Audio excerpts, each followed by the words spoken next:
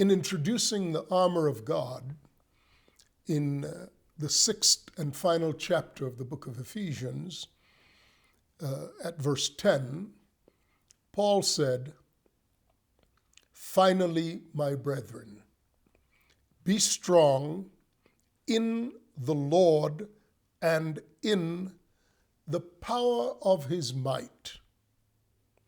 Put on the whole armor of God, that you may be able to stand against the schemes, the methods of the enemy." Now, what we notice here is the armor of God is, in all of its parts, how we engage the strength of the Lord and the power of his might. All right? So there's nothing about the armor of God that has to do with our abilities to do anything. It has to do with the strength of the Lord and the power of his might. Okay? Now, let me go back to the first chapter of the book of Ephesians and show you something. When Paul writes to the Ephesians, he says to them that I'm writing to you that, quote, verse 18. 17 says that the God of our Lord Jesus Christ, the Father of glory, may give you the spirit of wisdom and revelation in the knowledge of him. So I want you to have the spirit of wisdom. I want you to have the spirit of revelation. And I want it to be focused in the knowledge of God. Furthermore, he says, I want that the eyes of your understanding should be enlightened.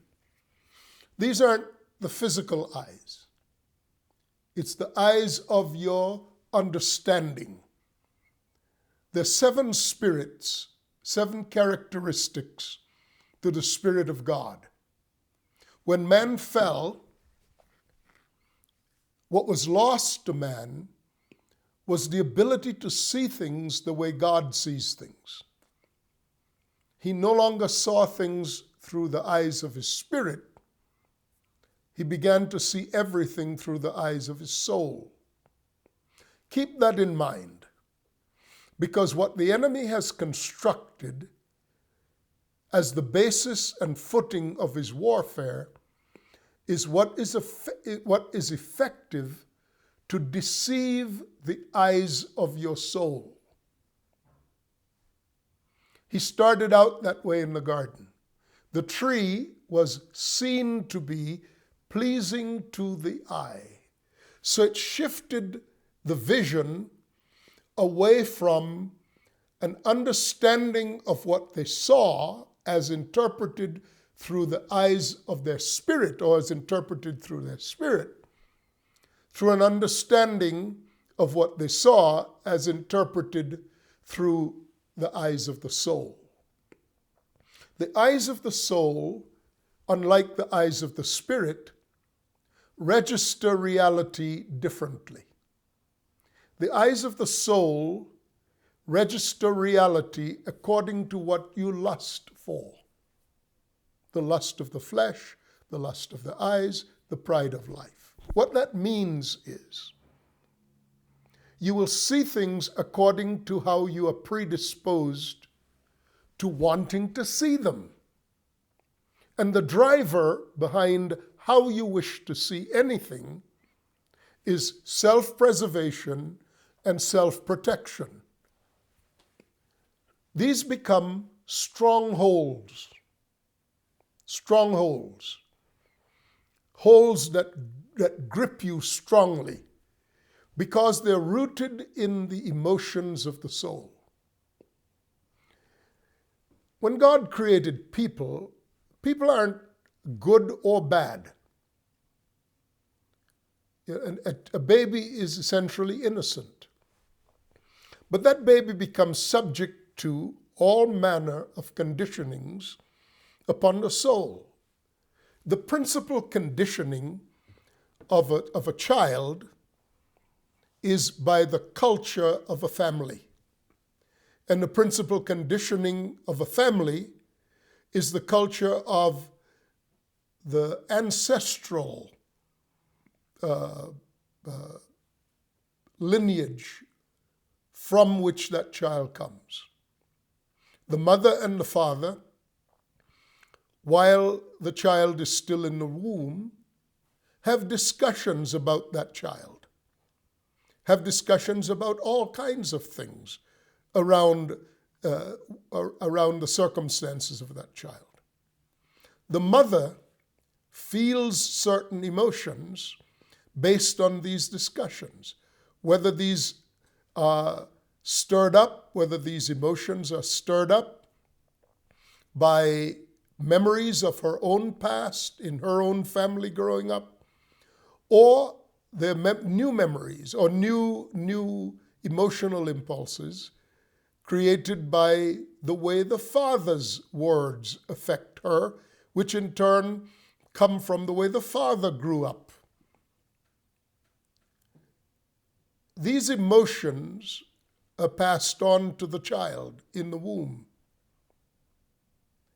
If they are joyous, pleasant emotions, when new circumstances in the growing up of a child recall these emotions to the child then becomes happy for reasons that she doesn't understand, he or she doesn't understand. Or if they are unpleasant emotions, the child becomes depressed and anxious and worried for reasons he or she doesn't understand. So the culture begins to shape the mindset of the child along the lines of emotions. This is how the soul works. Now, this is not the time when I want to delve into the soul. These are just examples that ought to pique your interest to find out more thoroughly how the soul works. Because the schemes of the enemy are based upon stirring up emotions in your soul that have been there from before you were born, while you were in your mother's womb. The methodologies, the methodia that is described as the wiles of the devil are predicated upon these understandings. Right? So when the eyes of the soul were opened in the garden, it was based upon the appeal through the five senses. They saw that the tree was desirable, what was pleasing to the eye, one of the five senses. And it was desirable to make one wise. That's how they reasoned about how this affected them. So the soul takes in, or the person takes in impulses through the five senses, and the soul interprets, the mind of the soul interprets these impulses and assigns emotions to them, even before you're born. So don't think you're smart enough to escape the wiles of the devil. That's why Paul said, I'm writing to you that the eyes of your understanding be enlightened. These are the eyes of your spirit. The way man saw before the eyes of his soul were opened.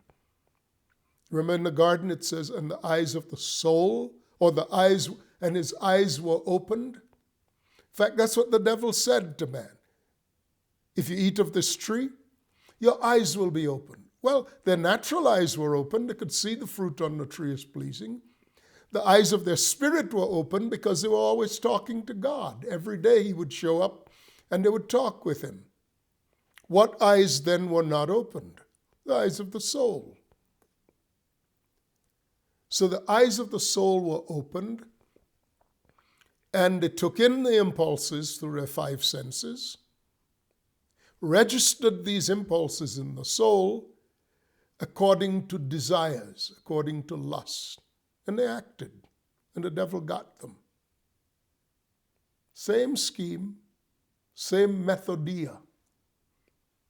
Now, he has become vastly more sophisticated in both his understanding of human beings and in the entrapment of human beings since those early days. So, there is no chance that you could escape the schemes of the enemy, short of, quote, I pray that the eyes of your understanding will be enlightened. This is chapter 1 of Ephesians. Chapter 6 is where he concludes. Finally, be strong in the Lord and in his mighty power. And the armor of God then is the equipping through the strength, which is, it depends upon the strength and power of the Lord. So let me go on and show you a little bit further, a little bit more, what he said in the beginning to lead him in the 6th chapter, lead Paul in the 6th chapter. What did he say in the beginning of Ephesians that leads us back to the 6th chapter, where all of the elements of the armor of God reflect the strength and power of God, which is the only way you can stand against the methods of the devil. I took this little bit of a digression to show you how impossible it is for you to think that you could rationally escape the methodology of the devil. No, it was crafted to take a full advantage of your blindness. When anyone lives by the sight of the soul, the eyes of the soul, you see and you do not see. You hear and you do not hear, neither do you understand. The 7 characteristics of the Holy Spirit, the spirit of wisdom, knowledge, understanding, counsel, power, the fear of the Lord, and lordship. 7 characteristics. That's the only way your soul could be retrofitted to detect the schemes of the devil. Otherwise, you will lose money on the instant replay. Meaning to say, he'll do the same tricks over and over and over again, and you won't see it coming. And when you're in the midst of it, you're going to react the same as you have every other time before, which someone has described as insanity. Welcome to the insane ward. Look, you could choose to believe what I'm saying or not. One way or the other. You will live out of a certain reality. I'm trying to tell you what that reality is that is our default setting. Ignore it to your peril. It is, I'm not anymore inclined to plead with people for their own good.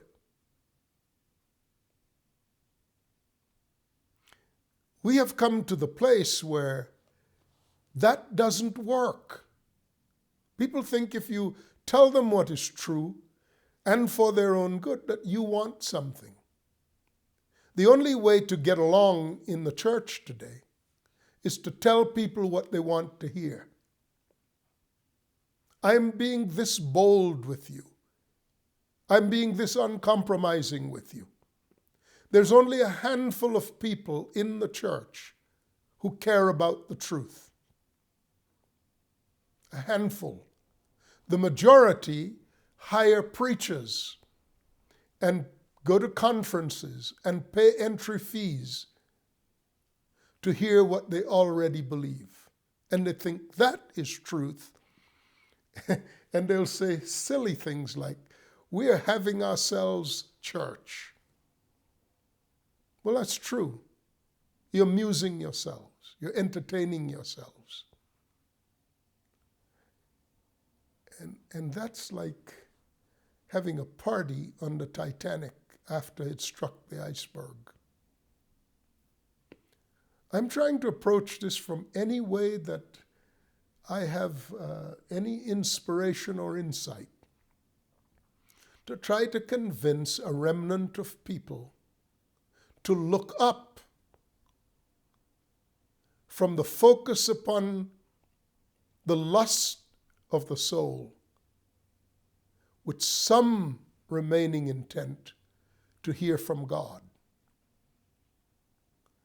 The deafness is resounding. The blindness is impenetrable darkness.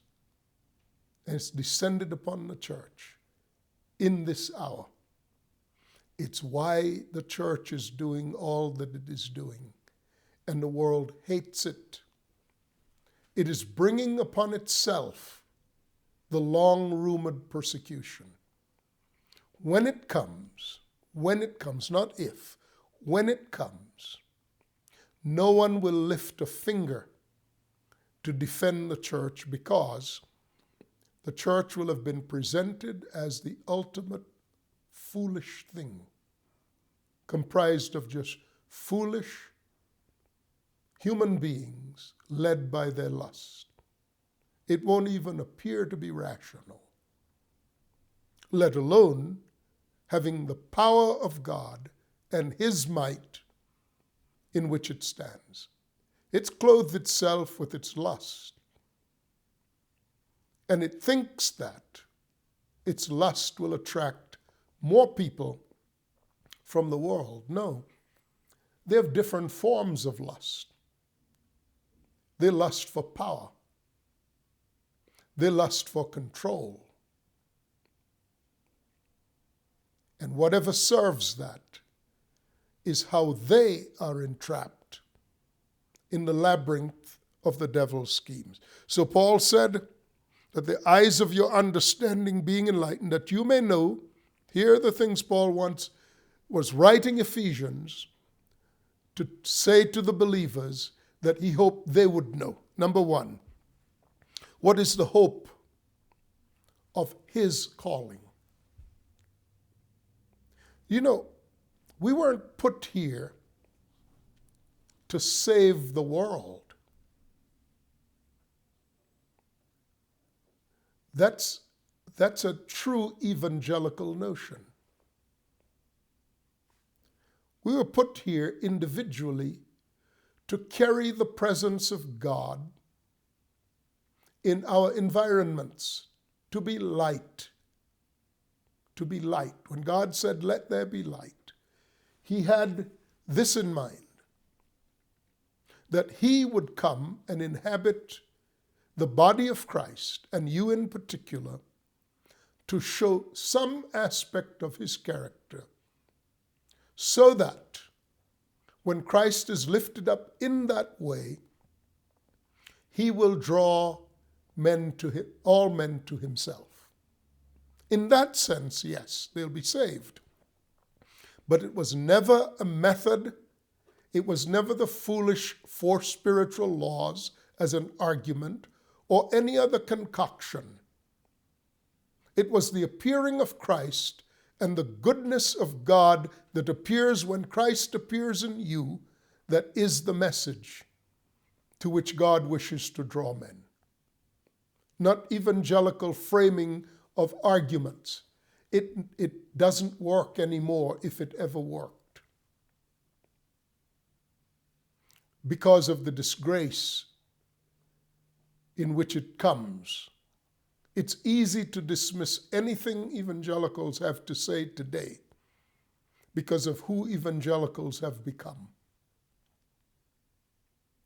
The only thing that's going to turn this tide is for God Himself to rise up in you as that part of Christ that you carry that speaks wisdom and counsel into a darkening world, into a world where people don't know what wisdom is. They don't know what godly counsel is. They conflate information with knowledge, and they're groping around in darkness. Light is the answer. And light comes in persons, not in words. Light comes as persons come. Words and deeds are interpreted in the context of persons. Lots of words are being said, lots of deeds are being done, but the persons have become debauched and corrupt. So it means nothing to the world. Number one, that you might know what is the hope of his, not your, his calling, how he has called you, what he wants to do in you. Number two, what are the riches of the glory of his inheritance in the saints?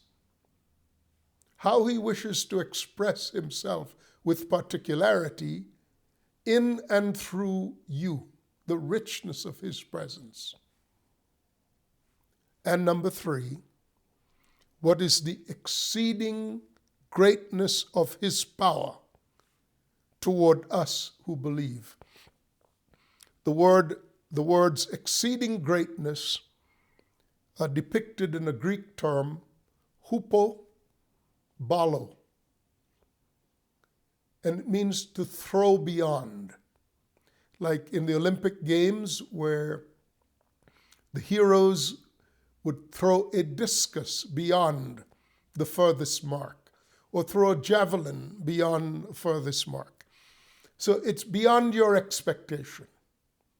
The power of God and the exceeding greatness of his power is beyond your expectation. That's why he says, clothe yourself. Back to Ephesians 6. We do not wrestle against flesh and blood. We're wrestling against the schemes of the devil. So take to yourselves the mighty strength of God and his mighty power. Same thing he's talking about here, the throwing beyond any expectation. Mighty power, working of his mighty power on behalf of those who believe. And the demonstration of that mighty power is in raising Christ from the dead, now stay with me, and seating him at his right hand in heavenly places, the high, the exalted, far above all principality, power, might, dominion, and every name that is named, not only in the present age, but in the one that is to come. So Christ is seated in the power of God, far up in heavenly places, above everything else. He is the ultimate, the summit. And this is far above, not just a smidgen above, but far above principality, power, might, and dominion. So there are principalities, powers, might, and dominion, right? Christ is seated far above. Now, as we come back to Ephesians 6, where I digressed, to talk to you a little bit about the power of God working on your behalf, look at this. Finally, my brethren, be strong in the Lord and in the power of his might. Put on the whole armor of God, which is to say, clothe yourself with the reality of Christ, which is the exceeding greatness of his power. Put on the whole armor of God to be able to stand against the methodologies of the devil. Why? Because we do not wrestle against flesh and blood. Who do we wrestle against? Well, what did he say? was where Christ was seated, far above. Principality, power, rule, not only in the present age, but in the age to come. Look at this. We do not wrestle against flesh and blood, but we wrestle against principalities, powers, darkness of this age, the spiritual host of wickedness in the heavenly realms. He began by telling us that his mission was to acquaint us with the superior power of Christ, to throw beyond, having seated Christ beyond, above, far above, principality, power, dominion, in this, not only in the present age, but in the one to come. So it's a permanent investiture. And then he connects that with who we wrestle against. So his power is able to overthrow,